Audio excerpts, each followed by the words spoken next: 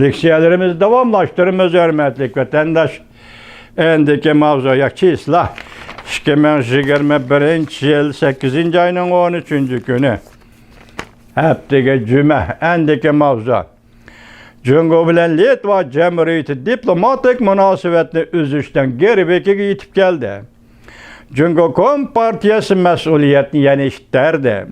Mavzulu haber 8. ayının 12. günü Hong Kong 01 gazetede ilan kılındı haber. Bundak başlar. Baş tekşürgüçünün ötken bir neçe aydın biriki gap sözdürü.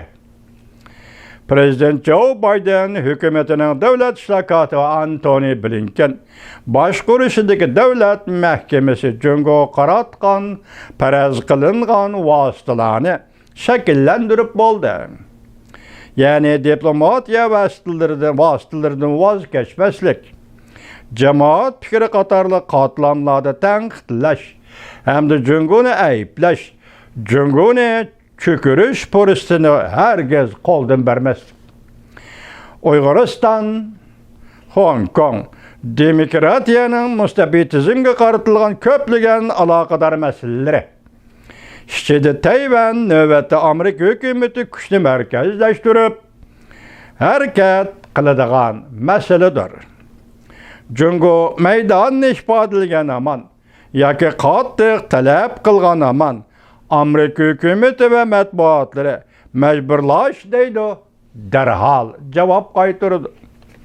Yakında Litva Cumhuriyeti bir Cungo siyaseti boyunca berge vadisiga xilaplık kılıp Tayvan namıda Tayvan'da başkuruş ornu kurdu. Cungo Litva Cumhuriyeti turuşluq baş elçisi çakırıp aldı. Hem de Litva Cumhuriyeti'nin Cungo'da turuşluq baş elçisini çakırtıp ketişini talep kıldı. Bu arqılıq Litva Cumhuriyeti'nin baş elçini qoğlap çıkarış şeklinde muamele kıldı. Bu doğruda Amerika Qoşmuş Ştatları Devlet Mahkemesi'nin bayanatçısı Ned Price 8. ayının 10. günü Cungo'nu ayıplaşını tallap aldı. Ve Litva Cumhuriyeti bilen bir septi turuşunu tallap aldı. Muhbirlarını kütüveleşeceğine de bayanatçı Ned Price, Litva Cumhuriyeti'nin NATO'ga ittifakdaş devletlik salayetini tilg'i elip, Litva Cumhuriyeti'ni Amerika'nın qo'llaydiganligini ta'kidladi.